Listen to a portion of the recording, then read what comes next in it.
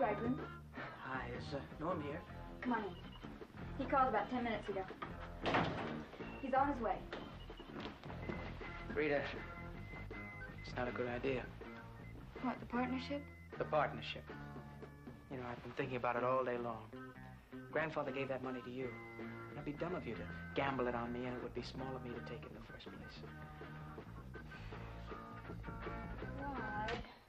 Rita, every business venture is a gamble. Now, we could go into this thing with the best intentions and still fall flat on our face. I can't do it. Did you tell Norm yet? No, not yet. Don't.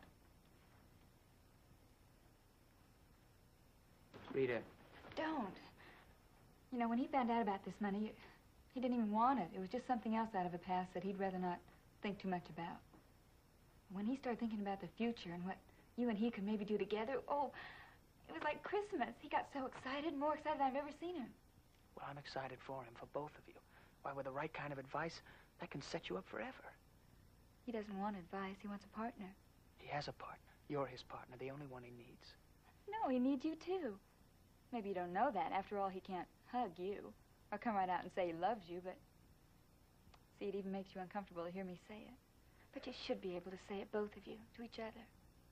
And maybe Norm's asking you to be his business partner is the only way he knows how. Rita, we're brothers. I know that he loves me, and I... And you're going to hurt him if you say no. Well, I'm sorry, because no's my answer. Why? It just is. Because of me? Is that it? You're afraid we might need the money sometime because of my heart? That's part of it. Well, you can forget about that part of it. Dr. Rossi gave me a clean bill of health. He said there's no chance of that ever happening again. Hold it. Rita, grab your coat. And as for you, Harrington, you're a tough nut, but you'll crack. No, A man drove all the way down from Boston this afternoon to talk to us about the franchise. What? Yep, and he's at the garage right now. And we've got to do something about your hours. This opening up late and closing early just won't go. Oh, wait a minute. You took somebody to my garage? No, he took himself. To see us? Well, I couldn't keep him away once I told him. Told him what? That we wanted to talk to him. Would you like to go? I think I'd better. For all I know, you've torn the walls down already.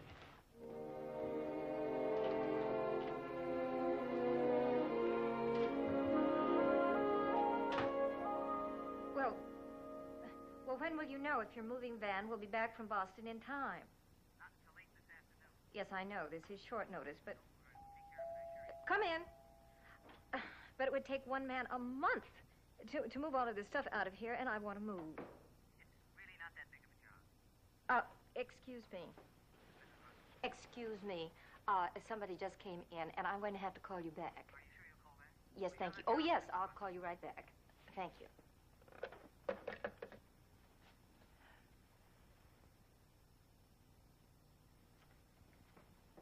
Now, this is the last time I want you to arrive at this house without an invitation. Is that clear? Yeah.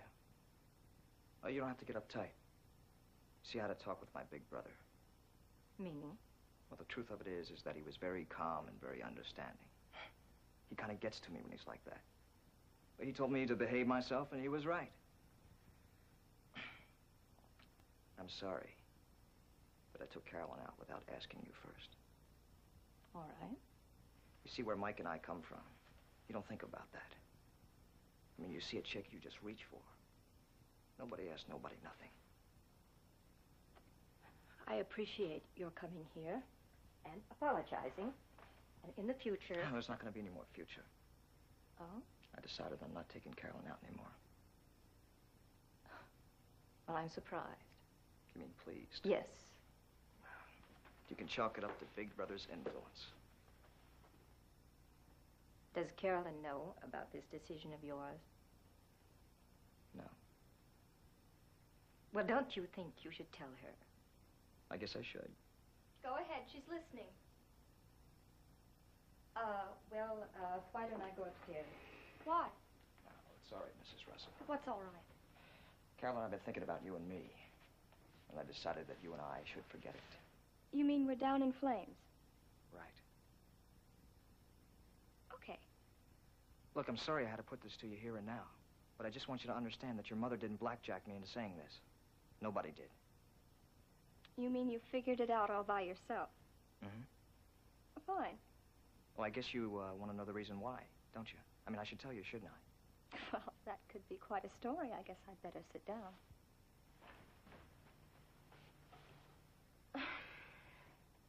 All right, Joseph, carry on. You know, I can't get over how well you're taking this. I mean, I was afraid that... Don't be afraid. Just go on. You do want it right between the eyes, don't you? Is there any other way? Well, that's cool. Well, the suspense is killing me. Well, kid, it's just that you're a kid, that's all. Number of years for you, number of years for me. No big deal. It's just plain arithmetic. Oh. It's funny. I was expecting something overwhelmingly shattering. Well, I mean, I'm glad to see you can take it like a man, kid. See, I didn't realize how young you were. You gotta look out for kids, you know. They gotta be supervised and taken care of. Well, I don't think there's any need to belabor this. Oh, I just wanted to understand. She understands. We understand. Now, why don't you leave? It's all right, Mom. Well, I just don't think there's any need for this endurance contest to go on. And Please. It's all right. You know all the big girl words. But you gotta make sure that you don't say them, especially to men, or else they're gonna throw you back in the kiddie pool like I'm doing. You know, I really can't get over how well you're taking this. Believe it. See you. Oh, I won't be seeing you.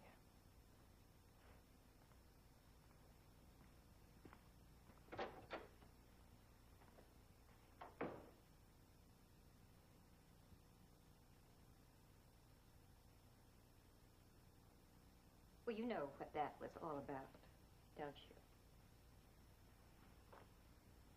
He's afraid you're not going to spend any more time with him. And he wants to hurt you first, before you can hurt him. I know. He's rude. Forget him. I will.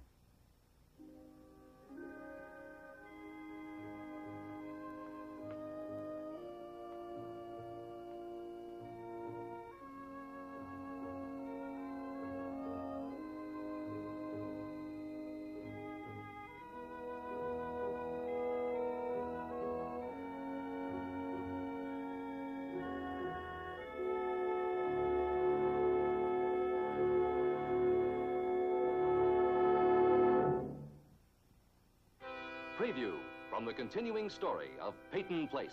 Now, when you left this morning, you were in the garage business. Oh, but that was this morning. That was before my tycoon brother walked in and offered me a partnership. You came all the way up here for a drink? Isn't that possible? Well, if I were naive, I'd say yes. Suppose I told you that I came up for more than one drink. I am not a little girl. Well, your mother didn't waste any time agreeing with me. Right, little girl? I am not.